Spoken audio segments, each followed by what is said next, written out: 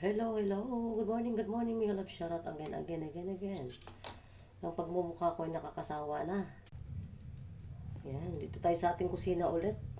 Magluluto tayo ngayon naman ng iba naman ang ating menu. Buttered shrimp naman na may cola. Ayan.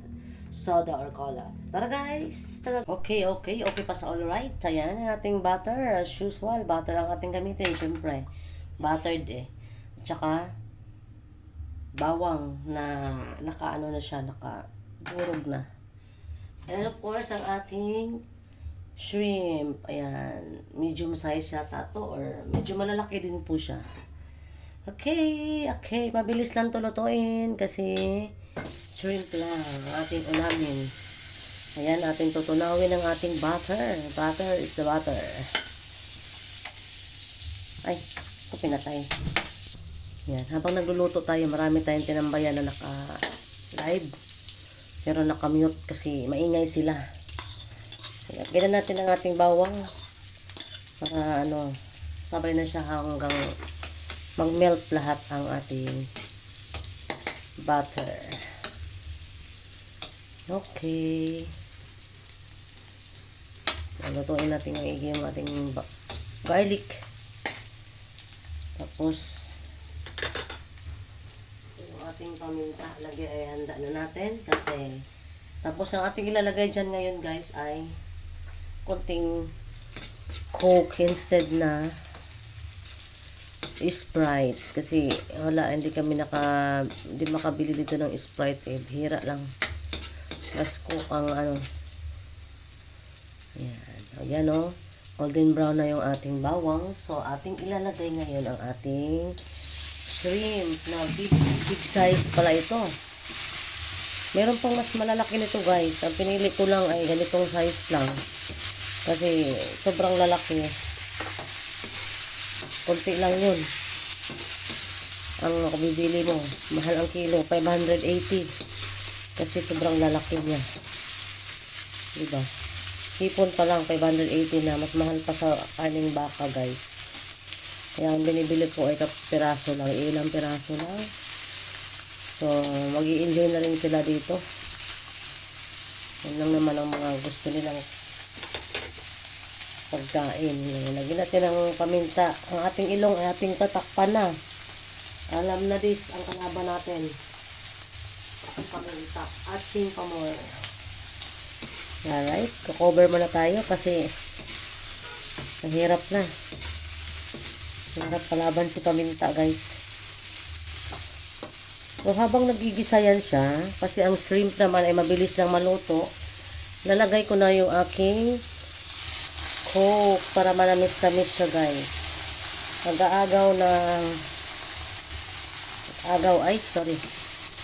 Yan, dyan natin siya lulutuin sa medyo manamis-tamis na may butter na may magic na asin. Natin ng konting magic sarap. Ayan, nilagyan ko na yan ng magic sarap at saka asin. Konting magic lang at saka konting asin. Kasi manamis-tamis yan kasi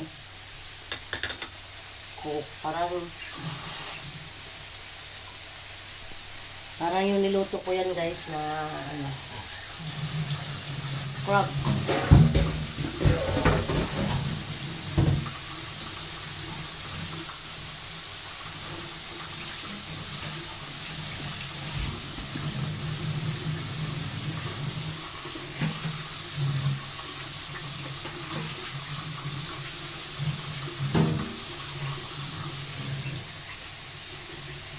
Okay, tutakpan muna natin para maluto siya.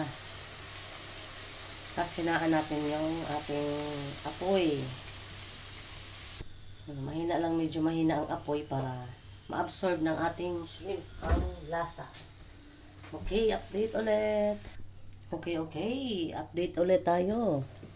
Ayan, bubuksan natin at baliktarin ang ating shrimp para lahat sila ay maano dun sa lasa, sa sauce.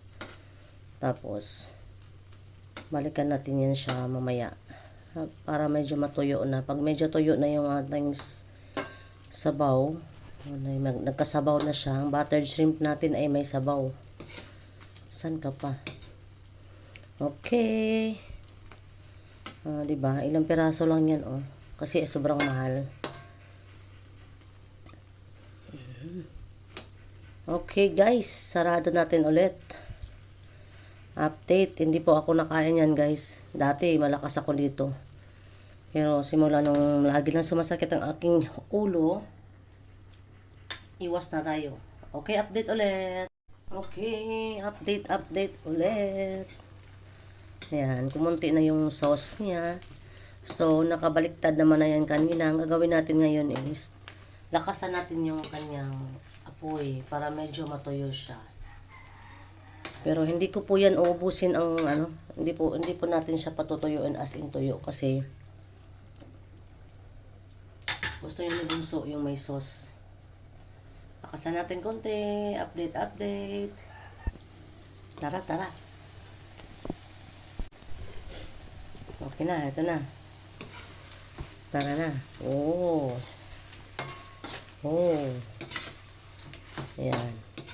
Medyo paubos na yung sauce niya, guys. Pero hindi ko yan uubusin talaga kasi gusto yan ng batang maliit. Gusto niya yan ilalagay sa kanin.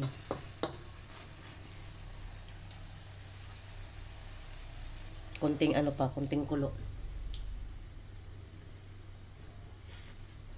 Kasi kung patuyuin natin pala yan, ay mauubos na yung sauce. So, ilang init pa gagawin dyan. Diba? Ilang init pang gagawin dyan ng ate. Kasi hindi man nila maubos yung isang kainan. So, ngayon, I think pwede na to. Kasi shrimp, madali lang na maluto yan. Nakailang kulo na rin siya. Okay.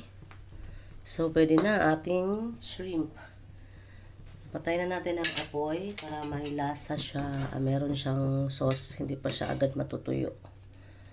Okay.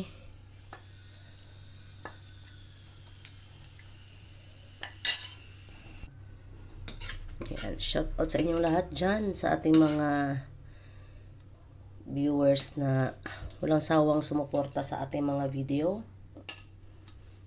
Kahit nakakasawa na. Hindi pa rin sila nagsasabi nagsawa na. Kasi nga, wala silang choice. Ayan. Okay. Yan, kaartihan pa no. Okay, guys. Ayan, pasiksihin natin yung ating shrimp pag isi-serve para maganda siya. At ganado kumain yung ating mga bulinggit. Ayan, shout out sa ating mga viewers dyan. Aray ko, ang init. Ilagay natin yung sauce para may lasa yan. O diba, nakabuo na ulit tayo ng ulam. May premiere na may ulam pa. Alright guys, ayan na po ang ating final countdown. Ang ating buttered shrimp with garlic flavor. Ayan.